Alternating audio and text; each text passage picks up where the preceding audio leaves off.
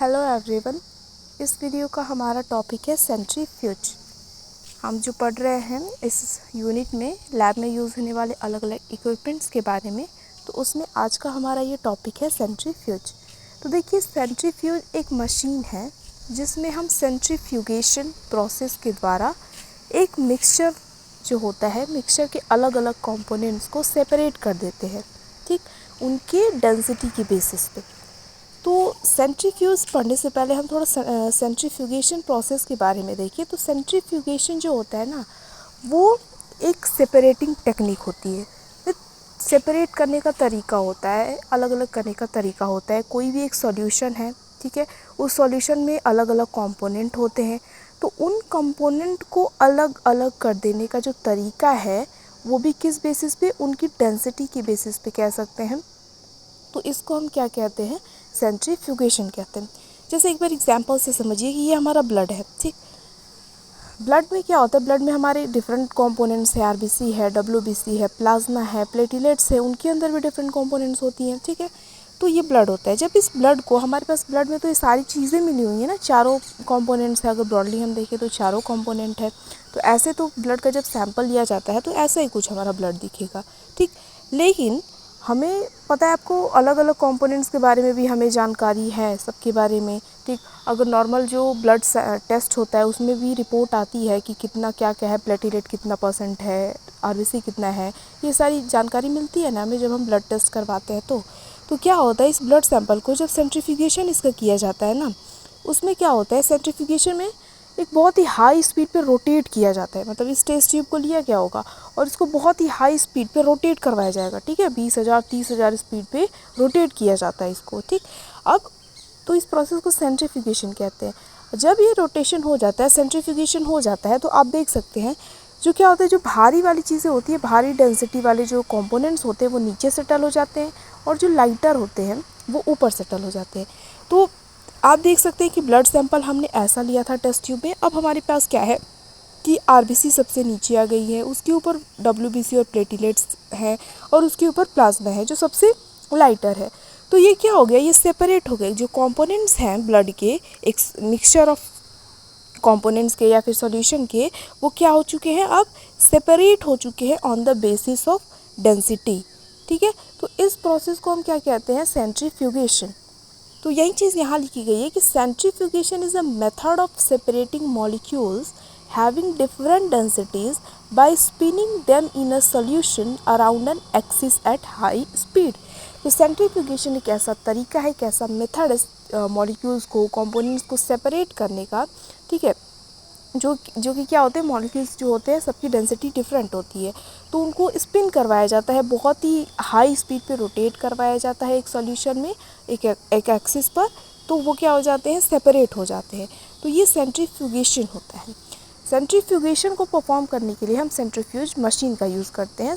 उसी चीज़ में, उसी मशीन में हम क्या करते हैं, सेंट्रीफ्यूगेशन करते हैं। अब ये जो सेंट्रीफ्यूज है या सेंट्रीफ्यूगेशन है ना, इसकी बेसिकली 3 प्रिंसिपल हैं। मतलब कि ये जो हमारा ब्लड सैंपल है, जब हमने इसको बहुत ही हाई स्पीड पे एक एक्सिस पर क्या किया, रोटेट करवाया, स्पिन करवाया एक सॉल्यूशन के अंदर, तो क्या हो गया, इसके जो कंपोनेंट्स थे जिनकी अलग अलग डेंसिटी थी, वो क्या हो गया, सेपरेट हो गए, ठीक है, अलग अलग लेवल पे आ गए। तो ये चीज़ होती कैसे है ना, तो इसके पीछे 3 प्रिंसिपल काम करता है। एक तो सेंट्रीफ्यूगल फोर्स, दूसरा सेडिमेंटेशन, और तीसरा ग्रेविटेशनल फोर्स। तो ग्रेविटेशनल फोर्स तो आप समझ रहे हैं कि जो डाउनवर्ड लग रहा है, ठीक है, तो वो ग्रेविटेशनल फोर्स है। डाउनवर्ड लगने का मतलब कि नीचे की तरफ आ गया, आरबीसी सबसे भारी था तो ये नीचे की तरफ आ गया। सेडिमेंटेशन भी हम जानते हैं कि जो आउटफ्लो होता है कंपोनेंट्स का, नीचे जब सेटल हो जाते हैं, सेडिमेंट हो जाते हैं, तो उसको हम सेडिमेंटेशन कहते हैं। और नेक्स्ट है सेंट्रीफ्यूगल फोर्स। तो सेंट्रीफ्यूगल फोर्स क्या ना, कि ये एक सर्कुलर पाथ में लगता है, लगने वाला फोर्स है जो आउटवर्ड डायरेक्शन में लगता है। मतलब ये हमारी एक्सिस है, तो आउटवर्ड डायरेक्शन में जो फोर्स लगता है तो वो हमारा सेंट्रीफ्यूगल फोर्स होता है। तो ये तीनों चीज़ें ही यूज़ होती हैं सेंट्रीफ्यूगेशन में। मतलब आपने इस ब्लड सैंपल को क्या करवाया, सेंट्रीफ्यूज मशीन में इसको स्पिन करवाया बहुत ही हाई स्पीड पर, ठीक है। हाई स्पीड पे स्पिन कर रहा है, गोल गोल बहुत घूम रहा है बहुत ही हाई स्पीड पे, तो क्या होता है वहाँ पे एक तो सेंट्रीफ्यूगल फोर्स लगता है। इसके जो कंपोनेंट है वो क्या करते हैं, बहुत ही हाई स्पीड पे ऐसे रोटेट करते हैं सर्कुलर पाथ में, और जो उसके कंपोनेंट होते हैं ये फोर्स कहाँ लगता है, आउटवर्ड डायरेक्शन में लगता है, ठीक है, आउटवर्ड डायरेक्शन में लगता है। उसके बाद क्या होता है, सेडिमेंट होने लगती है, ग्रेविटेशन फोर्स के इन्फ्लुएंस में आके चीज़ें क्या होने लगती है, सेडिमेंट होने लगती है, नीचे की तरफ बॉटम की तरफ आने लगती हैं, क्योंकि वो भारी होती हैं। तो डेंसिटी जिसकी हाई होती है, ज़्यादा होती है, वो नीचे की तरफ आ जाता है, जिसकी कम होती है वो ऊपर की तरफ रह जाता है। तो ये होता है सेंट्रीफ्यूगेशन। इसी सेंट्रीफ्यूगेशन फोर्स, मतलब वो चीज़ यहाँ पे लिखी गई है थियरी के फॉर्म में। सेंट्रीफ्यूगल फोर्स क्या होता है, ये फोर्स होता है exerted on particles moving on circular path. जब एक सर्कुलर पाथ में आप रोटेट आप करवाते हैं तो ऐसे गोल गोल गोल गोल घूमेगा ना, तो एक सर्कुलर पाथ में कंपोनेंट्स जो होते हैं पार्टिकल्स वो मूव करते हैं, और एक आउटवर्ड फोर्स लगता है एक्सिस या रोटेशन से, ठीक। मतलब यहाँ पे हमारा एक्सिस है तो इसके आउटवर्ड फोर्स लगता है एक सर्कुलर पाथ में। उसके बाद सेडिमेंटेशन रेट होती है, तो वो रेट जिस पे पार्टिकल्स आउटवर्ड मूव करते हैं, ठीक है, ग्रेविटेशन सेंट्रीफ्यूगल फोर्स और ग्रेविटेशन फोर्स के इन्फ्लुएंस में जब मूव करते हैं और नीचे की तरफ चले जाते हैं तो सेडिमेंटेशन होता है, और ग्रेविटेशन आप जानते हैं। तो ये ग्रेविटेशन सेंट्रीफ्यूगेशन के बारे में बात हुई। अब बात करते हैं हम कि सेंट्रीफ्यूज क्या है। तो सेंट्रीफ्यूज एक मशीन है, ठीक है, एक डिवाइस है जिसमें हम क्या करते हैं, एक मिक्सचर को क्या करते हैं, उसके कंपोनेंट के अलग अलग डेंसिटी के बेसिस पे हम सेपरेट कर देते हैं, उनको भी एक हाई स्पीड पर स्पिन करवाया जाता है, रोटेट करवाया जाता है। तो अगर सेंट्रीफ्यूज को आप डिफ़ाइन करना चाहें तो अलग अलग तरीके हैं उसके, अलग अलग फॉर्म में आप डिफ़ाइन कर सकते हैं। देखिए सेंट्रीफ्यूज मशीन कई तरह की होती है, उसमें से एक तरह की मशीन आप ये देख रहे हैं, ये सेंट्रीफ्यूज मशीन होती है। इसमें ये वाला जो हिस्सा दिख रहा होगा आपको, ये यहाँ पे इसमें हम अपना टेस्ट ट्यूब रखते हैं, ठीक है, ये सर्कल सर्कल दिख रहा है ना, इसमें टेस्ट ट्यूब मतलब जो भी सैंपल के हिसाब से जो कंटेनर रहता है हम उसको रख देते हैं, और यहाँ से कंट्रोल पैनल होता है, यहाँ से हम चीज़ों को कंट्रोल करते हैं। ऑन करेंगे वो बहुत ही हाई स्पीड पे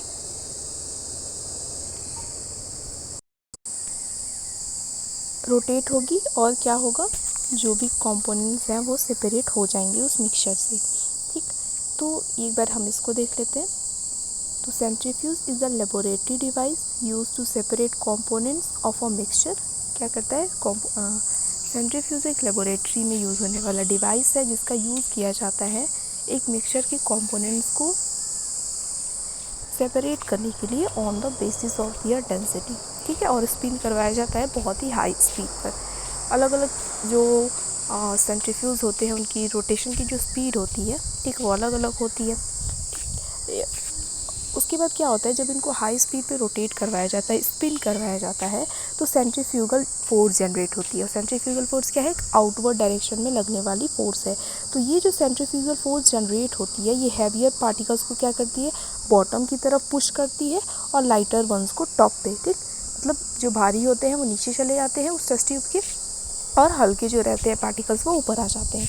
या फिर ऐसे भी आप डिफाइन कर सकते हैं कि a centrifuge is a piece of equipment used to separate heavier particles from lighter ones by the action of centrifugal force। कि सेंट्रीफ्यूज एक इक्विपमेंट होता है जिसका यूज़ किया जाता है हेवियर पार्टिकल्स को लाइटर पार्टिकल्स से अलग करने के लिए, ठीक है, सेंट्रीफ्यूगल फोर्स की मदद से। ओके, तो ये होता है हमारा सेंट्रीफ्यूज। तो सेंट्रीफ्यूज के कॉमन कंपोनेंट्स की अगर हम बात करें तो आप देख सकते हैं ये पूरा सेटअप हमारा सेंट्रीफ्यूज है। उसके बाद ये जो है इसका ढक्कन लिड है, इसको हम लैच कहते हैं। इसका काम क्या होता है कि अगर टेस्ट ट्यूब काम नहीं कर रहा है, ख़राब हो गया है, चलते चलते रुक गया है, तो ये बंद कर देता है, ठीक है, लिड को बंद कर देता है ताकि कोई क्या हो, परेशानी ना हो, गड़बड़ी ना हो। उसके बाद ये चैम्बर होता है, ठीक, यहाँ पे हम अपने कंटेनर्स को रखते हैं, टेस्ट ट्यूब होल्डर होता है, ये रोटर होता है पूरा सिस्टम, ठीक है, रोटर में हम अपने टेस्ट ट्यूब्स को रखते हैं। इसमें एक मोटर लगा हुआ होता है जिसकी मदद से वो रोटेशन का काम चलता है। ये कंट्रोल पैनल होता है अलग अलग चीज़ों को रेगुलेट करने के लिए। ओके, ये सब इसके कॉमन कंपोनेंट्स हैं जो हम अभी डिस्कस करेंगे। ओके, तो देखिए पार्ट्स ऑफ सेंट्रीफ्यूज। सेंट्रीफ्यूज के क्या क्या पार्ट्स होते हैं। तो देखिए पहला तो मोटर होता है। मोटर क्या है, उसको रेगुलेट करने के लिए, पूरी मशीन को चलाने के लिए ही मोटर लगा हुआ होता है, मतलब वो जो रोटेशन होता है ना उसके लिए लगा हुआ होता है। रोटर असेंबली होती है। रोटर बहुत इंपॉर्टेंट कंपोनेंट है इसका। तो रोटर असेंबली में दो चीज़ें आती हैं, ड्राइव शाफ्ट और रोटर। अब ये जो रोटर होते हैं ना, रोटर कई तरह के होते हैं, fixed angle rotor, swinging bucket और वर्टिकल रोटर्स। उसके बाद कंटेनर्स होते हैं एक सेंट्रीफ्यूज में, कंट्रोल पैनल होता है, लीड होता है और लैच होता है। ये सारे कंपोनेंट्स हैं, इन्हीं को हम एक एक करके डिस्कस करेंगे। तो देखिए सबसे पहले बात करते हैं मोटर की। तो मोटर क्या होता है? मोटर जो वो सेंट्रल कंपोनेंट है सेंट्रीफ्यूज का, जो स्पिन को, जो रोटेशन होगी उसको क्रिएट करेगा। ठीक, रोटेशन होगी सेंट्रीफ्यूज में, क्या होता है, चीज़ें रोटेट करती है बहुत ही हाई स्पीड पे, उसी से सेपरेशन होती है। तो मोटर का काम होता है कि रोटर जो होता है, ठीक है, रोटर को पावर करता है, उसको क्या करता है कि वो स्पिन करे। रोटर में ही क्या होता है ना, ये वाला जो चीज़ आपको दिख रही होगी ना, ये पूरा सिस्टम रोटर होता है। अब इसी रोटर में हमारा ये टेस्ट ट्यूब लगा हुआ होता है। अब ये रोटर ही बहुत ही हाई स्पीड पे क्या करता है, रोटेट करता है। ठीक है, रोटर जो है वो बहुत ही हाई स्पीड पे रोटेट करता है और चीज़ें सेपरेट हो जाती हैं। ठीक, तो रोटर सेपरेट करता है तो उसको पावर कौन देता है? मोटर देता है। ठीक, अभी जो मोटर की जो स्पीड होती है, मोटर की जो स्पीड होती है वो एडजस्ट की जा सकती है। ठीक है, जैसा रिक्वायरमेंट होगा, जैसा सैंपल होगा, आपको जिस लेवल पर सेपरेट करना होगा उसके हिसाब से हम उसको क्या कर सकते हैं, एडजस्ट कर सकते हैं। बहुत हाई चाहिए तो हाई कर सकते हैं, कम चाहिए तो कम कर सकते हैं। अब बात करते हैं रोटर असेंबली की। तो असेंबली है, तो असेंबली में ना दो चीज़ें हैं। एक रोटर असेंबली में ड्राइव शाफ्ट होती है और एक रोटर होता है। जैसे ये ड्राइव शाफ्ट का काम ये होता है ना कि ये रोटर को और मोटर को दोनों को जोड़ के रखता है। ठीक है, रोटर को और मोटर को जोड़ने का काम कौन करता है? ड्राइव शाफ्ट करता है। ठीक, ड्राइव शाफ्ट बीच में यहाँ पे लगा होगा, आप देख सकते हैं। ये सेंट्रीफ्यूज की स्पिनिंग मशीन है, ठीक, जिसकी मदद से वो गोल गोल घूमता है। तो इसमें रोटर होता है, इलेक्ट्रिक मोटर होती है और बीच में ड्राइव शाफ्ट होता है। ड्राइव शाफ्ट दोनों को जोड़ने का काम करता है। तो इसी रोटर असेंबली में दो चीज़ें आ जाती हैं, एक ड्राइव शाफ्ट और एक रोटर। तो देखिए ड्राइव शाफ्ट के बारे में बात करते हैं। ये जो ड्राइव शाफ्ट होता है ना सेंट्रीफ्यूज में, इसका काम क्या होता है, ये मोटर को रोटर से कनेक्ट करता है, जोड़ता है, जिससे क्या होती है, रोटर बहुत ही हाई स्पीड पे रोटेट कर सकता है। इसका जो प्राइमरी फंक्शन होता है ड्राइव शाफ्ट का, ये होता है कि ये रोटेशनल एनर्जी प्रोवाइड करता है रोटर को। मोटर से रोटेशनल एनर्जी प्रोवाइड करता है रोटर को, क्योंकि ये दोनों को जोड़े हुए हैं। तो इससे क्या होता है, जो रोटर होता है वो सेंट्रीफ्यूज ट्यूब हमने उसमें रखा हुआ है जिसमें, तो बहुत ही हाई स्पीड पर रोटेट करता है। अब ये जो ड्राइव शाफ्ट होता है ये बहुत ही स्ट्रॉन्ग ड्यूरेबल मटेरियल से बना हुआ होता है, जैसे कि स्टेनलेस स्टील हो गया या फिर कोई अदर एलॉय।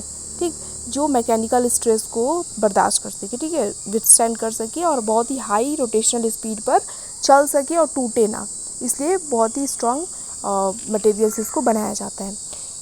एक जो इंड होता है ड्राइव शाफ्ट का वो मोटर से जुड़ा हुआ होता है, एक रोटर से। तो ये तो ऑब्वियसली है क्योंकि दोनों को जोड़ने का काम ये कर रहा है कौन? Drive shaft. तो ड्राइव शाफ्ट के बारे में इतनी बातें हुई। अब हम बात करते हैं रोटर की। तो रोटर का जो हेड होता है वो मोटर से अटैच होता है, जैसे आप देख सकते हैं। ठीक है, मोटर से अटैच होता है। और रोटर का काम क्या होता है ना कि ये जो भी कंटेनर्स होते हैं जो हमारे, जैसे कि टेस्ट ट्यूब हो गया या जो भी हम चीज़ यूज़ कर रहे हैं सेपरेट करने के लिए, तो उसको ये होल्ड करता है। ठीक है, जिसका हमें सेंट्रीफ्यूगेशन करना है। और रोटर क्या करता है, इलेक्ट्रिकल एनर्जी को मैकेनिकल एनर्जी में कन्वर्ट करता है। अभी जो रोटर्स होते हैं ना, कई तरह के रोटर्स होते हैं। जैसे आप देखिए एक रोटर की इमेज है, ये फिक्स्ड एंगल रोटर होता है। इस रोटर में आप देख सकते हैं यहाँ पे टेस्ट ट्यूब्स जो है वो रखे गए हैं। ठीक है, और इसी को बहुत हाई स्पीड पे रोटेट करवाया जाता है, देख सकते हैं आप, इसमें टेस्ट ट्यूब रखी गई हुई है। तो ये रोटर जो होते हैं तीन तरह के होते हैं, fixed angle rotor, swinging bucket और वर्टिकल रोटर। तो बात करते हैं सबसे पहले फिक्स्ड एंगल रोटर्स की। तो जैसे इसका नाम है फिक्स्ड एंगल ना, मतलब इसका एंगल फिक्स होता है। तो ये जो रोटर्स होते हैं ना, ये ट्यूब्स को, जो भी हम टेस्ट ट्यूब यूज़ कर रहे हैं उनको 40 से 40 डिग्री सेल्सियस 40 से 40 डिग्री एंगल पर क्या करते हैं, वर्टिकली होल्ड करते हैं। ठीक है, मतलब ऐसे वर्टिकली होल्ड करते हैं ये हमारे टेस्ट ट्यूब्स को। ठीक है, जिससे क्या होता है, जो पार्टिकल्स होते हैं, कंपोनेंट जो हम भी मिक्सचर यूज़ कर रहे हैं सेपरेट करने के लिए, उसके पार्टिकल्स बहुत ही शॉर्ट डिस्टेंस मूव करते हैं। ठीक है, आउटवर्ड जाने के दौरान मतलब कहने का मतलब ये है कि ऐसे हमारा 14 से 40 डिग्री एंगल के बीच में वो क्या रहते हैं, वो fixed angle rotor test tubes को होल्ड करते हैं। इससे क्या होता है, जो पार्टिकल्स होते हैं ना, जो भी हम मिक्सचर यहाँ पे यूज़ कर रहे हैं सेपरेट करने के लिए, उसके पार्टिकल्स बहुत ही शॉर्ट डिस्टेंस कवर करते हैं और वो शॉर्ट डिस्टेंस कवर करने के मतलब भारी वाले नीचे जाएंगे और हल्के वाले तो ऊपर रहेंगे, ये काम तो होगा ही, लेकिन बहुत दूरी कम रहती है, 40 से 14 एंगल जो बन चुका है उसकी वजह से। तो जो सेडिमेंटेशन होता है वो कहाँ टेक्स प्लेस करता है, कहाँ होता है, वॉल्स ऑफ द ट्यूब के वॉल्स पर, क्योंकि आपने एंगल थोड़ा क्या कर दिया, 40 से 14 कर दिया, 14 से 40 तक का रखा है, इसीलिए जो सेडिमेंटेशन का डायरेक्शन होता है वो सेम होता है सेंट्रीफ्यूगल फोर्स के डायरेक्शन में। ठीक, अब जो पैलेट मतलब जो सेडिमेंट होता है नीचे जो सेटल हो गया होता है, वो क्या होता है, वो कॉर्नर पे सेटल कर जाता है, क्योंकि कॉर्नर पे ही करेगा, कोने में करेगा, क्योंकि इसका एंगल थोड़ा सा ऐसे है, टेढ़ा है। ठीक, of the base and the wall surface after colliding with the wall surface. ये वाला डायग्राम देखिए, जैसे ये तो थोड़ा और ऐसे रहेगा, तो जैसे आप देख सकते हैं सेंट्रीफ्यूगल फोर्स की डायरेक्शन ये है और सेडिमेंटेशन फिक्स एंगल रोटर में दिखाया गया है। तो यहाँ पे जो सेडिमेंटेशन पाथ है पार्टिकल का वो ये है, ठीक है, यहाँ से यहाँ जा रहे हैं वो, और पैलेट नीचे डिपॉजिट हो रहा है कोने में। तो ये होता है फिक्स्ड एंगल रोटर में। तो फिक्स्ड एंगल रोटर में आपको सिंपली ये बस याद रखना है, इतना कुछ नहीं याद रख सकते तो आप, कि ये 14 से 40 डिग्री एंगल पर ये वर्टिकली ट्यूब्स को होल्ड करता है। ओके, दूसरा जो होता है ना वो होता है स्विंगिंग बकेट। स्विंग मतलब झूला होता है ना, तो ऐसे ये झूलते रहते हैं। ठीक, आप देख सकते हैं जैसे इन डायग्राम्स में हॉरिजॉन्टल रोटर्स भी हमें कहते हैं इसको। देखिए यहाँ पे टेस्ट ट्यूब रखने के लिए कैसे रखा गया है, इसमें हम टेस्ट ट्यूब्स अपने रखते हैं, तो ये जब रोटेट करते हैं तो झूलते रहते हैं ऐसे। ठीक, तो इसीलिए इनका नाम स्विंगिंग बकेट होता है, जैसे आप देख सकते हैं कि यहाँ पे दिखाया गया है, ऐसा कुछ इनका स्ट्रक्चर होता है। ओके, तो ये जो रोटर्स होते हैं ना, ये सेंट्रीफ्यूज ट्यूब्स के साथ साथ क्या करते हैं, स्विंग आउट होते हैं हॉरिजॉन्टल पोजीशन में। ठीक है, क्योंकि अब देखिए सेंट्रीफ्यूगल फोर्स है वो चलेगी, सर्कुलर पाथ में बहुत जल्दी से रोटेट होगी, तो उनके साथ ही ये क्या करेंगे, स्विंग करेंगे। ठीक, स्विंग करते रहते हैं during the time of acceleration such that the particles travel a longer distance. और इसीलिए क्योंकि ये स्विंग करते रहते हैं, इसीलिए इनके जो पार्टिकल्स होते हैं वो भी लॉन्गर डिस्टेंस ट्रैवल करते हैं, वहीं फिक्स्ड एंगल पर शॉर्ट डिस्टेंस ट्रैवल करते हैं। इसीलिए यहाँ पे जो सुपरनेटेंट होता है, सुपरनेटेंट मतलब ये टेस्ट ट्यूब होता है जो नीचे सेटल कर जाता है, वो सेडिमेंट है, ठीक है, पैलेट है जो ऊपर रह जाता है लिक्विड, तो वो सुपरनेटेंट होता है। तो यहाँ पे सुपरनेटेंट और जो पैलेट होते हैं वो इजीली सेपरेट किए जा सकते हैं। ठीक, ऐसे जो मोटर्स होते हैं उनका यूज़ किया जाता है डेंसिटी ग्रेडियंट सेंट्रीफ्यूगेशन में। ठीक, डेंसिटी ग्रेडियंट मतलब एक डेंसिटी का क्या कहते हैं, डिफरेंस क्रिएट किया जाता है और तब सेंट्रीफ्यूगेशन किया जाता है। ठीक है, तो ऐसे सेंट्रीफ्यूगेशन में इनका यूज़ किया जाता है। तो sedimentation in swing bucket rocket में क्या है, यहाँ पे ऐसे झूलते रहते हैं ये, तो सेडिमेंटेशन पाथ जो होता है वो बहुत ही ज़्यादा हो जाता है, इसीलिए आसानी से सेपरेट हो जाते हैं। जो पैलेट होता है वो सरफेस नीचे सेटल हो जाता है, सुपरनेटेंट ऊपर रहता है। ओके, तो ये दूसरी तरह का है। उसके बाद तीसरा होता है वर्टिकल रोटर। तो ये जो है इसका नाम जैसे है, तो ये ट्यूब्स को वर्टिकली होल्ड करते हैं। ठीक है, वर्टिकली होल्ड करते हैं और मोटर एक्सिस के पैरेलल रहता है ये, और यहाँ पे भी जो पार्टिकल्स होते हैं वो शॉर्ट डिस्टेंस ट्रैवल करते हैं, वो भी शॉर्ट टाइम भी कम रहता है। इसको यूज़ किया जाता है आइसोपिकनिक और डेंसिटी ग्रेडियंट सेपरेशन के लिए। और इसका यूज़ कहाँ नहीं किया जाता है, तो पैलेटिंग, क्योंकि मतलब जो नीचे सेटल हो जाते हैं सबस्टेंस, उनके लिए उनको नहीं यूज़ किया जाता है। नहीं तो क्या होगा, यहाँ पे वो पैलेट फिर से पूरे टेस्ट ट्यूब में स्प्रेड कर जाता है, तो सेपरेशन नहीं हो पाती है। तो ये वर्टिकल रोटर हो गया। तो ये 3 तरह के रोटर हैं हमारे पास। उसके बाद कंटेनर है। तो कंटेनर मतलब जिसमें हम अपना सैंपल रखते हैं, तो अलग अलग तरह के कंटेनर होते हैं। टेस्ट ट्यूब हो गया, ब्लड बैग हो गया, कुवेट, सेंट्रीफ्यूज ट्यूब, ये सारी चीज़ों को क्या किया जाता है, रोटर में हेल्ड करवाया जाता है, जिससे क्या हो सके, वो रोटेट कर सके। ओके, उसके बाद कंट्रोल पैनल होता है। तो इसका काम क्या होता है कि ये अलग अलग जो पैरामीटर होते हैं, जैसे टेम्परेचर, रोटेशनल स्पीड, आरपीएम मतलब रोटेशन पर मिनट, 1 मिनट में कितनी बार रोटेट कर रहा है, इन सारी चीज़ों को रेगुलेट करने के लिए कंट्रोल पैनल होता है। लैच होता है, जो ऐसे ढक्कन के ऊपर ऐसे लगा था ना, तो लैच होता है। तो जब ट्यूब ब्रेक कर जाती है या फिर कोई और इशू हो जाता है, प्रॉब्लम हो जाती है सेंट्रीफ्यूज में, वो भी ऑपरेशन जब हो रहा होता है उस दौरान, तो ये लैच क्या करता है, लिड को बंद कर देता है। ठीक, ताकि कोई मतलब हार्म ना हो। उसके बाद लिड होता है तो वो बंद रहता है। लिड का काम क्या है, ढक्कन का ढकना, उसको बंद करना। तो ये जो सेंट्रीफ्यूज होता है तभी चलता है जब लिड क्या होती है, क्लोज होती है। ठीक, तो ये सारे कंपोनेंट्स हैं एक सेंट्रीफ्यूज के। अब डिस्कस करते हैं कि प्रिंसिपल क्या है, वर्किंग प्रिंसिपल क्या है सेंट्रीफ्यूज का, कि किस प्रिंसिपल पे वो काम करता है। तो एक बार पहले भी हमने थोड़ा डिस्कस किया और इसको डिस्कस कर लेते हैं। तो देखिए, the principle of centrifugation is based on the application of centrifugal force to separate particles from a solution according to their size, shape, density, viscosity and rotor speed। तो जो मेन प्रिंसिपल है centrifuge का काम करने का, तो वो based है सेंट्रीफ्यूगल फोर्स की एप्लीकेशन पे, जिसकी मदद से जो पार्टिकल्स होते हैं किसी भी सॉल्यूशन में, उनको सेपरेट किया जाता है उनके साइज़ के बेसिस पे, शेप, डेंसिटी, विस्कोसिटी और रोटर की स्पीड के। ठीक, तो इन सारी चीज़ों की मदद से सेपरेशन किया जाता है। अब 3 चीज़ें इसमें होती हैं। पहला होता है सेंट्रीफ्यूगल फोर्स। तो क्या होता है, जब भी सेंट्रीफ्यूज रोटर स्पिन करता है, रोटेट करता है, तो ये एक फोर्स क्रिएट करता है, एक सेंट्रीफ्यूगल फोर्स क्रिएट करता है जो पार्टिकल्स को आउटवर्ड मूव करती है। ठीक है, तो मतलब रोटेट जैसे ही ऐसे रोटेट करता है तो ये आउटवर्ड फोर्स क्रिएट करता है और पार्टिकल्स को मिक्सचर से, सॉल्यूशन से ऐसे बाहर की तरफ उन पे फोर्स लगाता है। ये जो फोर्स होती है ये ग्रेविटी से ग्रेटर होती है। ठीक है, ग्रेविटी से ज़्यादा होती है ये। तो ये फोर्स लग गया, आउटवर्ड फोर्स लग गया पार्टिकल्स पे। उसके बाद होता है सेडिमेंटेशन।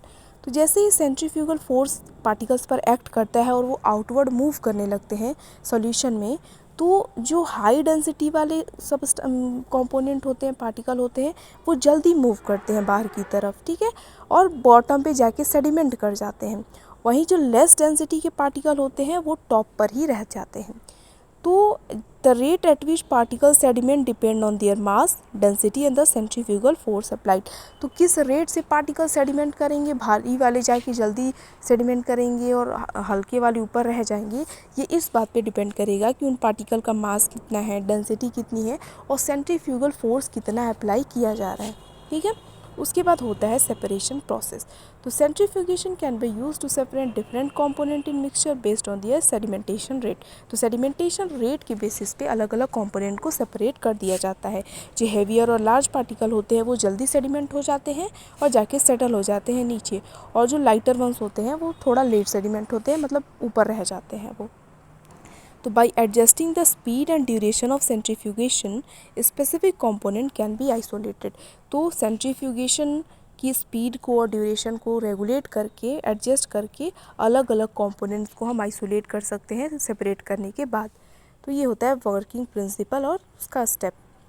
अब बात करते हैं सेंट्रीफ्यूगेशन की टेक्निक क्या क्या है, किन किन अलग अलग तरीक़ों से सेंट्रीफ्यूगेशन परफॉर्म किया जाता है। तो देखिए, सेंट्रीफ्यूगेशन तो हमने डिस्कस किया कि ऐसी सेपरेशन टेक्निक है जो सेंट्रीफ्यूगल फोर्स का यूज़ करती है एक मिक्सचर में अलग अलग कंपोनेंट्स को सेपरेट करने के लिए उनकी डेंसिटी के बेसिस पे। ठीक, तो सेंट्रीफ्यूगेशन टेक्निक ना 2 तरीक़ों की होती है। एक होती है प्रिपरेटरी सेंट्रीफ्यूगेशन और दूसरी होती है एनालिटिकल सेंट्रीफ्यूगेशन।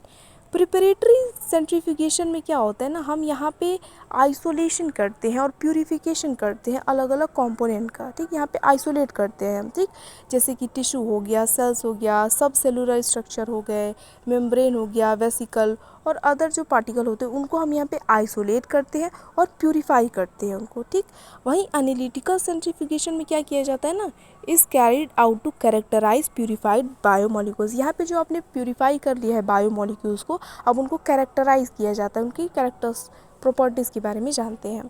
तो 2 तरह की टेक्निक होती है। अभी जो प्रिपरेटिव सेंट्रीफ्यूगेशन होती है ना, ये फिर से 2 तरह की होती है। इनके सस्पेंशन के बेसिस पे प्रिपरेटिव सेंट्रीफ्यूगेशन 2 तरीक़ों की होती है। एक डिफरेंशियल सेंट्रीफ्यूगेशन होती है और एक डेंसिटी ग्रेडियंट सेंट्रीफ्यूगेशन होती है।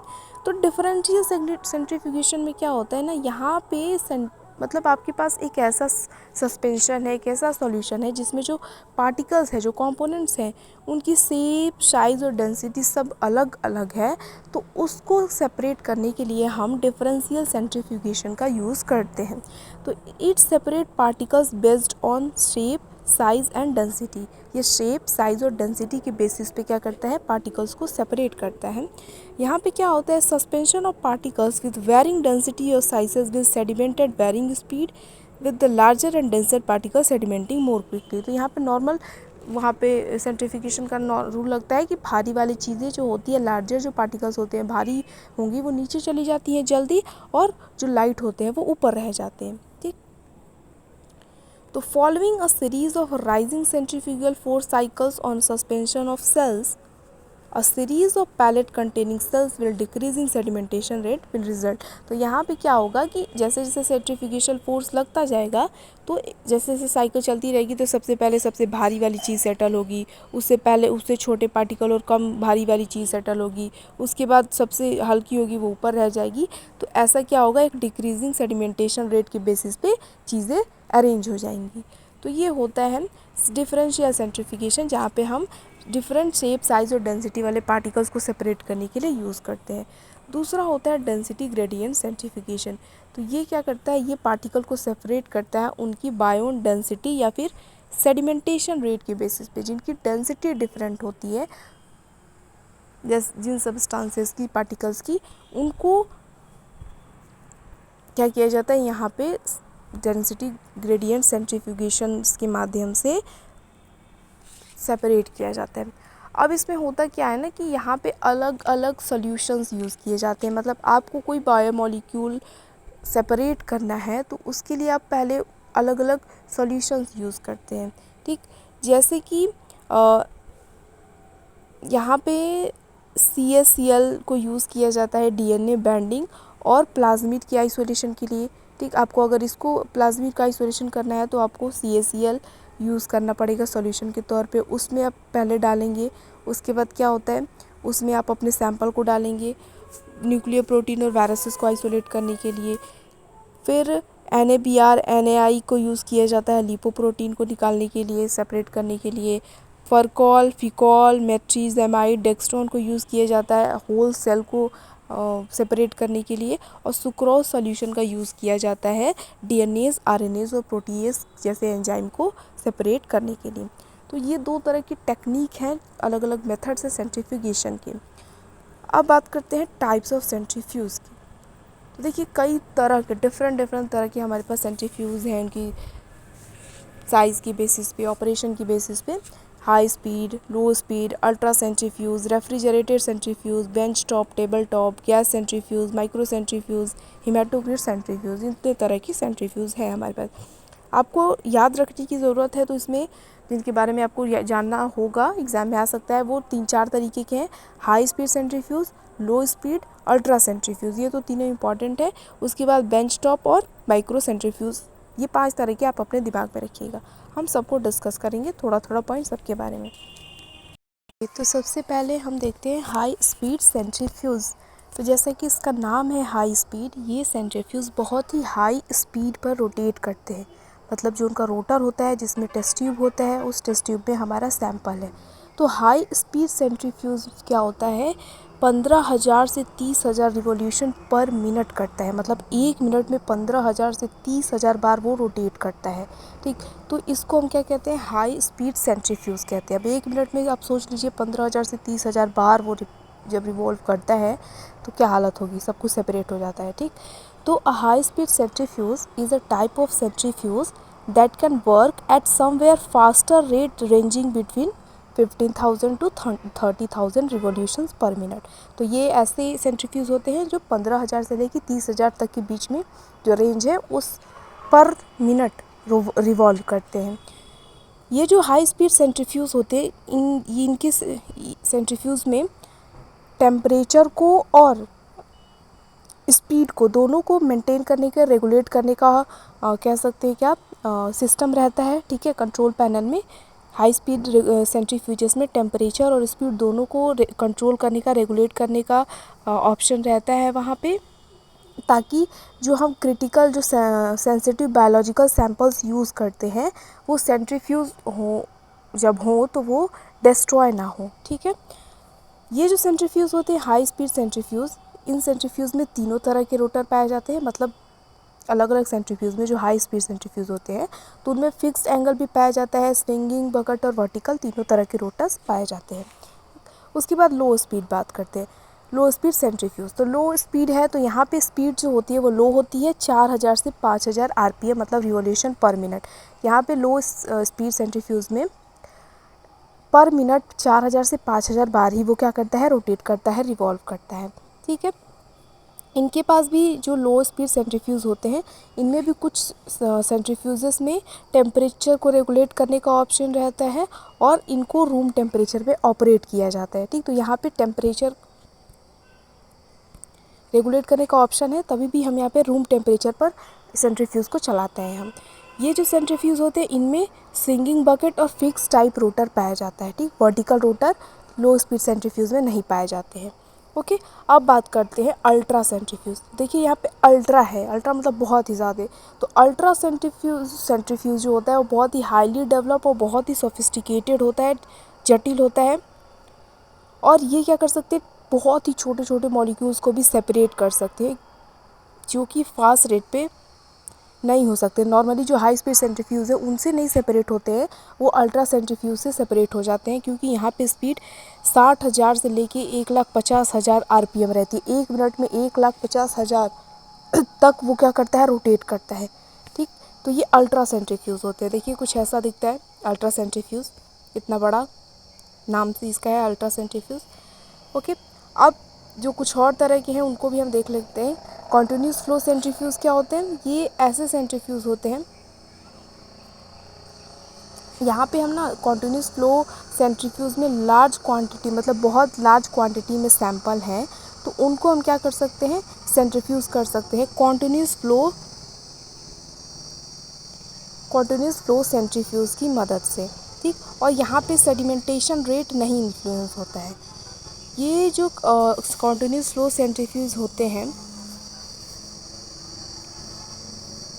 इनकी कैपेसिटी बहुत ज़्यादा होती है, इसीलिए हम इनको क्वांटिटी, मतलब लार्ज क्वांटिटी ऑफ सैंपल के लिए यूज़ करते हैं।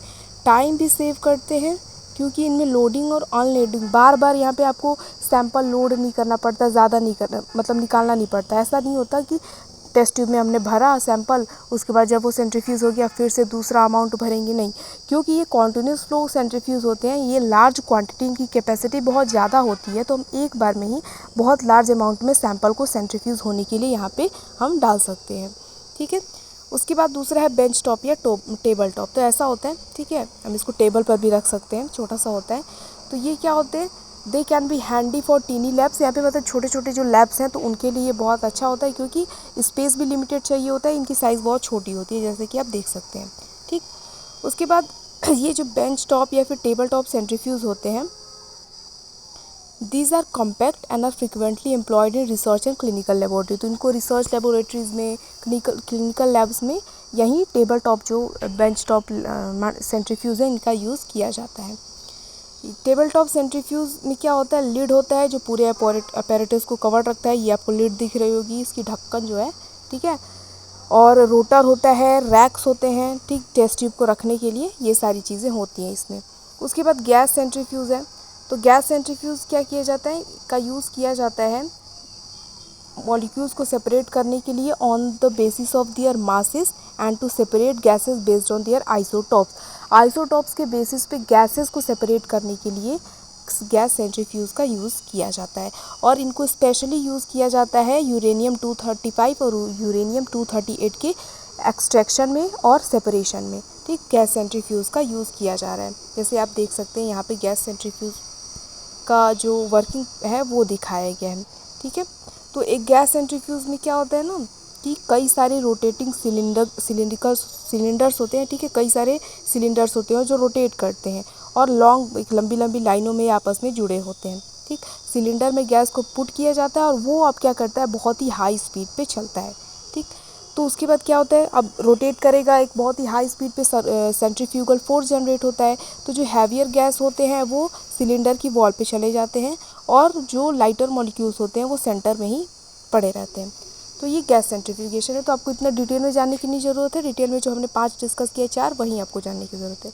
उसके बाद हीमेटोक्रिट सेंट्रीफ्यूज क्या होते हैं, ये 7000 से लेके 15000 आरपीएम पे चलते हैं, मतलब 1 मिनट में 7000 से 15000 बार तक ये रोटेट कर सकते हैं। मेन जो फंक्शन होता है, पर्पस होता है हीमेटोक्रिट सेंट्रीफ्यूज को यूज़ करने का, to calculate the volume based erythrocyte percentage in blood. Blood में आरबीसी एरिथ्रोसाइट जो होता है उसकी वॉल्यूम बेस्ड परसेंटेज की कितना परसेंट वॉल्यूम में आरबीसी मौजूद है ब्लड में, इसलिए इसका यूज़ किया जाता है। ठीक है।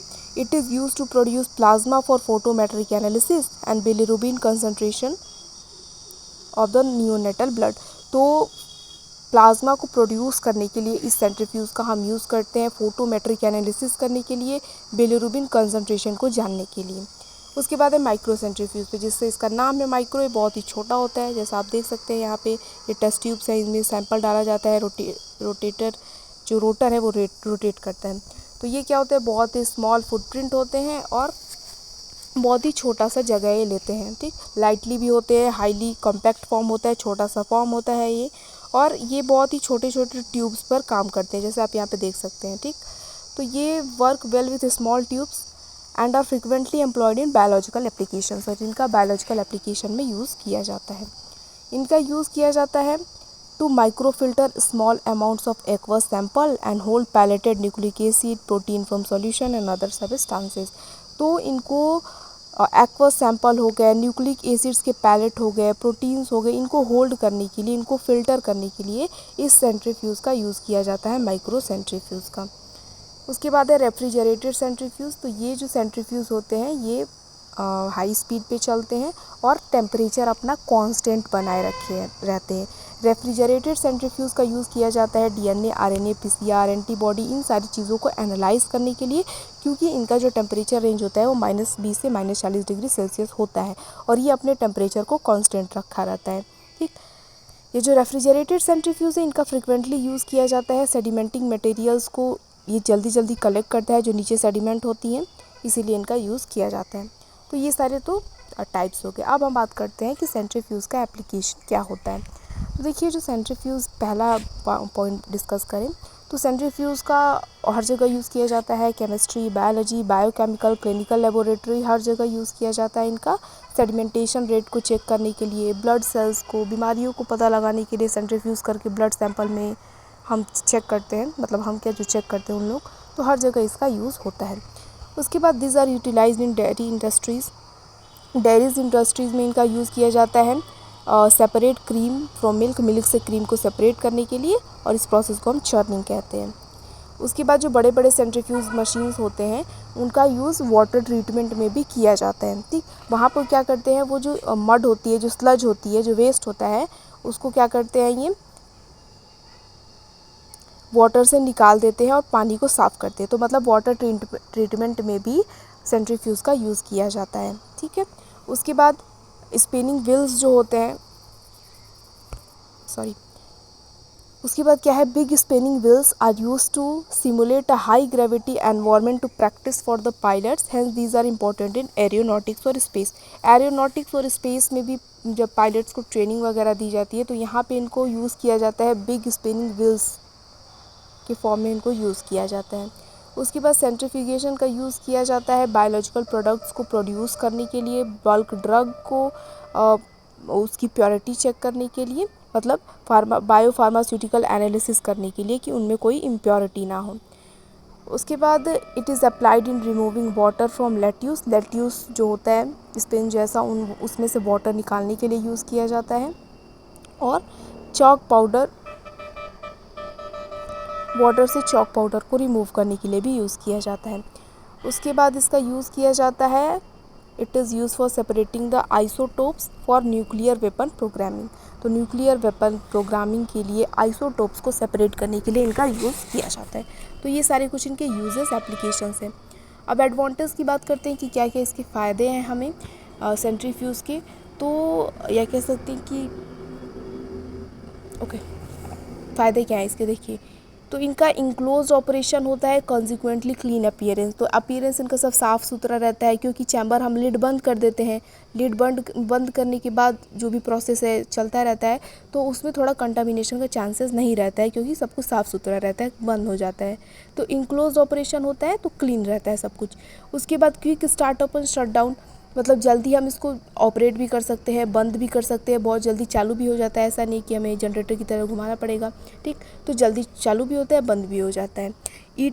Easy automation and continuous operation if necessary. तो इसका ऑटोमेशन मतलब इसको ऑपरेट करना भी आसान है, बहुत ज़्यादा कोई झंझट नहीं है, और अगर ज़रूरत पड़े तो हम इसको कॉन्टीन्यूस ऑपरेशन भी कर सकते हैं, मतलब कॉन्टीन्यूस इसका यूज़ कर सकते हैं। ओके। उसके बाद low capital cost to capacity ratio. तो कैपेसिटी के बेसिस पे और एक लॉन्ग टर्म के बेसिस पे कैपिटल इसका कॉस्ट भी कम होता है, मतलब बहुत ज़्यादा ही महंगा नहीं होता है। ठीक, अब महंगा तो होगा ही, अब सेंट्रीफ्यूज मशीन है तो, लेकिन एक कैपेसिटी के तौर पे हमें जो काम करना है उससे अगर हम कंपेयर करें तो उतना महंगा नहीं होता है। उसके बाद quick adjustment of operating parameters. तो जो भी ऑपरेटिंग पैरामीटर्स है, हमें टेम्परेचर कंट्रोल करना है, स्पीड कंट्रोल करना है, तो उसको भी हम जल्दी से कर सकते हैं, आराम से कर सकते हैं। High flexibility and outstanding performance. तो फ्लेक्सिबिलिटी बहुत बढ़िया होती है, परफॉर्मेंस भी सेंट्रीफ्यूज का बहुत बढ़िया होता है। Simple operation and easy installation. तो आसानी से हम इसको क्या कर सकते हैं, हम उसके इंस्टॉल करने के मतलब हम अपने लैब में रखेंगे, जो भी इलेक्ट्रिसिटी से कनेक्ट करना है कर लेंगे, आसानी से सब कुछ हो जाता है। तो ये सारे इसके कुछ एडवांटेजेस हैं। अब इसके लिमिटेशंस की बात करें कि सेंट्रीफ्यूज में क्या क्या कमी है, तो देखिए separating light particles with almost negligible mass is exceedingly difficult. तो देखिए सेपरेट तो हम कर रहे हैं, भारी पार्टिकल्स नीचे आ जाते हैं, लाइट पार्टिकल्स ऊपर आ जाते हैं, लेकिन जो बहुत ही लाइट पार्टिकल्स है, बहुत ही छोटे पार्टिकल्स है, मतलब उनका मास बिल्कुल नेग्लिजिबल है, तो उसको ये सेपरेट नहीं कर पाता है। ठीक, तो ये किसकी कमी है। ठीक, उसके बाद अ सेंट्रीफ्यूज डिस्पाइट इस kind is a very sophisticated electrical device that requires specialist servicing in times of malfunction, making device maintenance extremely difficult and expensive। तो देखिए जो सेंट्रीफ्यूज मशीन है एक साइंटिफिक मशीन है, तो इसमें कुछ ख़राबी हुई तो ऐसा नहीं है कि हम चले गए किसी भी नॉर्मल इलेक्ट्रीशियन के पास, उसने बना दिया, नहीं। इसको बनाने के लिए स्पेशल जो है जो भी मैकेनिक है वही बना पाएगा। तो इनकी सर्विसिंग वगैरह में अगर कोई दिक्कत हो गई सेंट्रीफ्यूज मशीन में तो खर्चा बहुत ज़्यादा आता है और थोड़ा मुश्किल होता है। तो ये किसकी लिमिटेशन है। उसके बाद high energy uses because it has so many power consuming features such as temperature control and rotor spinning. तो कह सकते हैं कि ऑलमोस्ट सब कुछ इसकी बिजली पर ही डिपेंडेंट है, तो पावर यूज़ बहुत ज़्यादा होता है। ठीक, बिजली खपत बहुत ही ज़्यादा करता है ये सेंट्रीफ्यूज। उसके बाद due to their high rotation rate per minute centrifuge produce noise disruptions since it uses rotations, vibrations are unavoidable which will cause noise pollution and prevent its use in some areas।